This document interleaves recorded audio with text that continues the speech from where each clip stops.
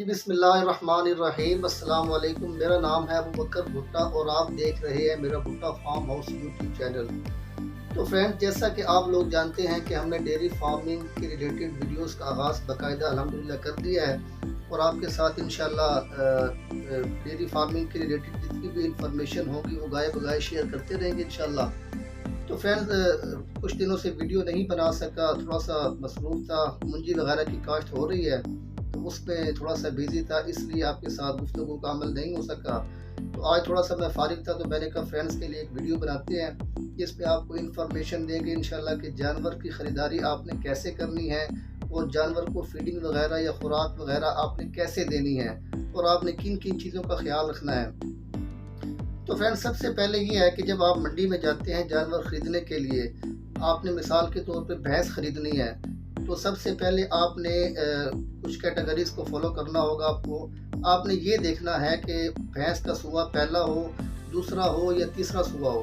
आपने ज़्यादा सूओं वाली भैंस नहीं लेनी है, क्योंकि जो ज़्यादा सूए वाली भैंस होती है वो आप उसको जितनी भी खुराक अच्छी दे दें वो आपको दूध देने की कैपेसिटी नहीं रखती है। तो आपने कोशिश सबसे पहले ये करनी है कि आपने पहला सूआ हो, दूसरा सूआ हो या तीसरा सूआ हो, आपने ऐसी भैंस दिखनी है।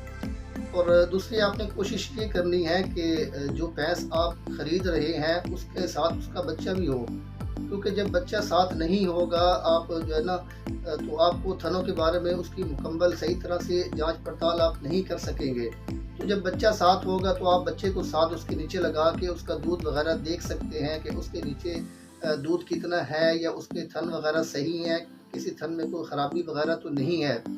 तो सबसे पहले आपने देखना है कि चुस्त और तंदुरुस्त हो जानवर, देखने में जो है ना वो दिलनशीन हो और जो है ना उसकी आंखों में एक चमक सी हो। आपने सबसे पहले इन चीज़ों का ख्याल रखना है। दूसरी बात आपने ये देखनी है कि उसके जो चारों थन हैं वो अलग अलग से हों, यानी ऐसा ना हो कि उसका हवाना ऐसे पीछे से पिचका हुआ हो, इकट्ठा हुआ हो। तो वो जब आप फिर सेल करने लगेंगे तो आपको परेशानियों का सामना करना पड़ेगा, वो आपकी सही तरह से सेल नहीं होती है। तो सबसे पहली बात आपने ये देखनी है कि जो जानवर आप परचेज कर रहे हैं उसके चारों थन अलग अलग से हों। और दूसरी बात आपने ये करनी है कि उसका दूध निकालना है इस तरह से कि जो पीछे वाले दोनों थन हैं वो आपने इकट्ठा दूध निकालना है उसका, और उन दोनों को बराबर पे आपने पूरा कर लेना है। इसी तरीके से अगले जो थन उसके हैं वो आपने दूध निकालना है और अगले दोनों थन आपने पूरे कर लेने हैं। जब ये चीज़ें हो जाएं उसके बाद आपने भैंस के दांत चेक करने हैं कि उसके दांत पूरे हैं, आया कि कोई दांत उसका टूटा हुआ तो नहीं है। तो जब दांत वगैरह आप चेक कर लें उसके बाद आप उसके सींग वगैरह चेक करने हैं। देखिए फ्रेंड्स, मंडियों में ऐसे होता है कि जो व्यापारी वगैरह सेल करने आते हैं जानवरों को, कईयों के सींग टूटे हुए होते हैं, वो एल्फी के साथ उसको चिपका के तो वो मंडियों के अंदर सेल कर देते हैं। तो वक्ती तो आपको कुछ भी मालूम नहीं होता, लेकिन कुछ दिनों बाद जब उस एल्फी का असर वगैरह ख़त्म हो जाता है तो वो सींग उसका दोबारा से टूट जाता है। तो फिर जब आप सेल करने लगते हैं तो आपको फिर परेशानियों का सामना करना पड़ता है। तो इन चीज़ों का आपने खुद ख्याल करना है, इन चीज़ों को आपने बगौर देख के और फिर जानवर आपने ख़रीदना है। और दूसरी बात ये है कि किसी एक्सपर्ट को अपने साथ लेके जाएं, क्योंकि मंडियों के अंदर ऐसा होता है, हमारी मंडियों की रूटीन ऐसे है कि जो जानवर मंडी पे सेल के लिए जाता है उसकी कम से कम एक टाइम की चुवाई को वो डिले कर देते हैं, उसकी एक टाइम की चुवाई वो नहीं करते। मिसाल के तौर पे सुबह हमारा जानवर मंडी में हमने बेचने के लिए जाना है तो उसकी जो शाम की चुवाई है वो नहीं करते। तो सुबह जो है ना वो शाम की चुवाई भी मिल जाती है और सुबह की चुवाई भी मिल जाती है, तो वो दूध उसका इकट्ठा जमा हो जाता है जिसकी वजह से उसका हवाना बड़ा बड़ा नज़र आता है। तो आपने किसी एक्सपर्ट को अपने साथ लेके जाना है जो जिसको गाय या भैंस की पहचान हो, जिसको पता हो कि इसके हवाने में दूध इतना खड़ा हुआ है और ये हमें इतना दूध देने की कैपेसिटी रखता है। तो आपने इन चीज़ों का ख्याल रखना है।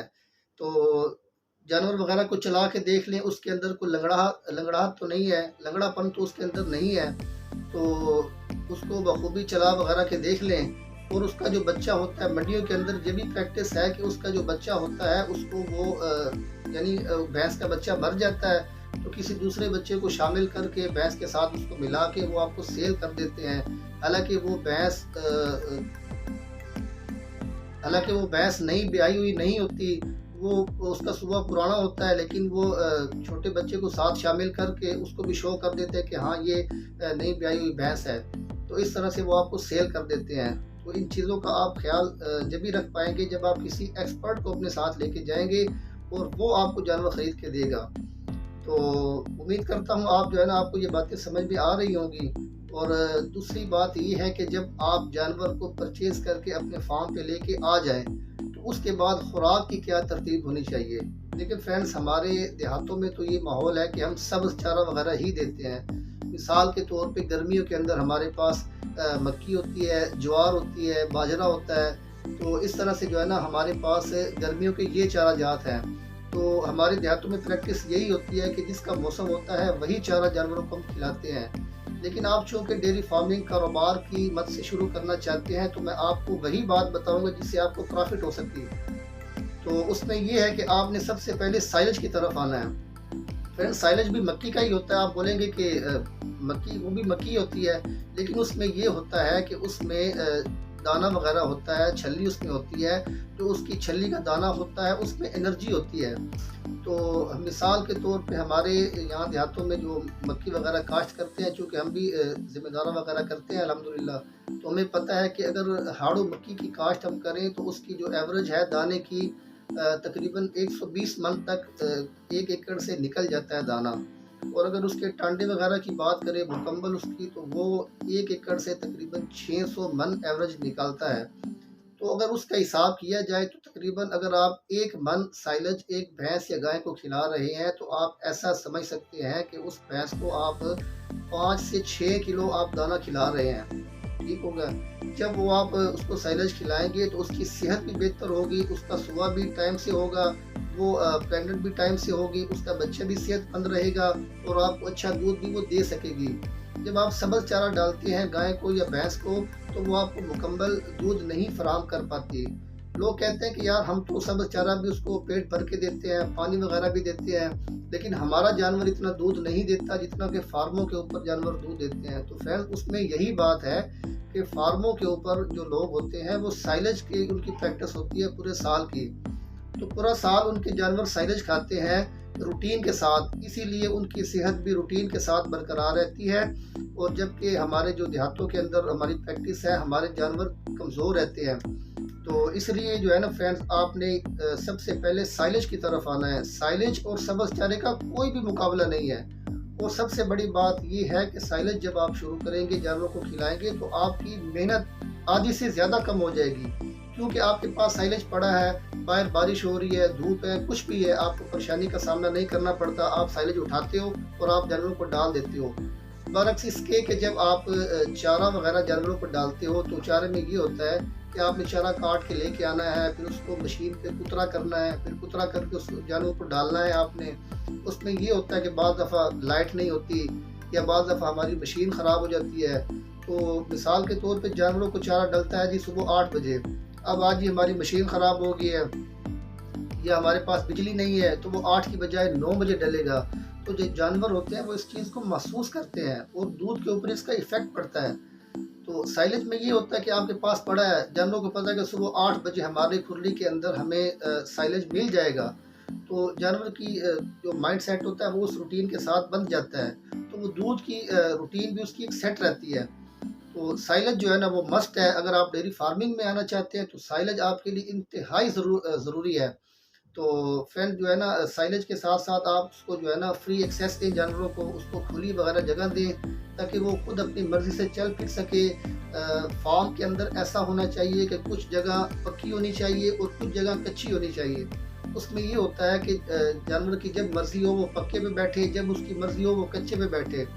जहाँ पे आपकी खुरली होगी उसके तकरीबन 8 फुट उसके साथ साथ पक्का हो, और जो उसके अलावा बाकी जो भी आपके एरिया है वो कच्चा होना चाहिए। तो उसमें जानवर कंफर्टेबल महसूस करता है और जानवरों को फ्री एक्सेस हो और साफ़ पानी 24 घंटे उनके आगे मुहैया होना चाहिए। दूध की पैदावार में बढ़ोतरी के लिए पानी की फ्री एक्सेस 24 घंटे जानवरों के लिए इंतहाई ज़रूरी है। अगर आप जानवरों को बांध के रखते हैं तो आप उसकी पानी की ज़रूरियात को कभी भी पूरा नहीं कर सकते। तो आप ये आप 2-3 टाइम पानी पिलाते तो हैं जानवरों को, लेकिन आप उनकी मुकम्मल जो कमी है पानी की वो आप पूरी नहीं कर सकते। तो इसलिए फ्रेंड्स आपको जानवरों को पानी की फ्री एक्सेस देनी पड़ेगी। अच्छा, और जब आप साइलेज जानवरों को खिलाएँगे, साइलेज के अंदर भी चूँकि दाना होता है, उसके अंदर भी एनर्जी होती है, उसके साथ आप उसको वंडा दें, कोई अच्छा-सा वंडा दें, किसी अच्छी-सी कंपनी का वंडा दें जिसकी सीपी तकरीबन 20 प्लस हो। कैल्शियम प्रोटीन उसका 20 से ज़्यादा होना चाहिए, 20 हो जाए, 21 हो जाए, 22 हो जाए, 22 प्रोटीन तो बहुत बेहतरीन है। और यानी अगर आप क्रॉस ब्रीड गाय के ऊपर काम कर रहे हैं, तो क्रॉस ब्रीड गाय तो साइलेज और वनडे के ऊपर जो कि 22 सीपी का वंडा उसके ऊपर बहुत अच्छा रिजल्ट देती है आपको। तो एक्सीलेंट उसके दूध का रिजल्ट रहता है। और आप उसको जो है ना उसके साथ अच्छा सा कैल्शियम उसको दे सकते हैं, मिनरल मिक्सचर उसको दे सकते हैं। उसमें ये होगा कि आपके जानवर मजबूत रहेंगे, उनकी दूध की पैदावार अच्छी रहेगी, उनके जो बच्चे पैदा होंगे वो भी सेहतमंद होंगे और आपको भी जो है ना वो नुकसान नहीं देगी। तो ये थी चंद चंद बातें जो है ना आपको आपके साथ शेयर करनी थी फ्रेंड्स। तो ठीक है फ्रेंड्स, जो है ना आप इन चीज़ों को फॉलो अप करें। तो अगर मज़ीद आपका कोई सवाल हो या कोई क्वेश्चन हो तो आप कमेंट सेक्शन में मुझसे पूछ सकते हैं, या मेरा व्हाट्सअप नंबर भी मैं शेयर कर दूँगा, आप मुझसे रब्ता कर सकते हैं।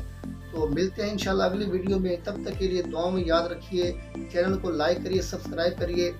अल्लाह हाफ़िज़।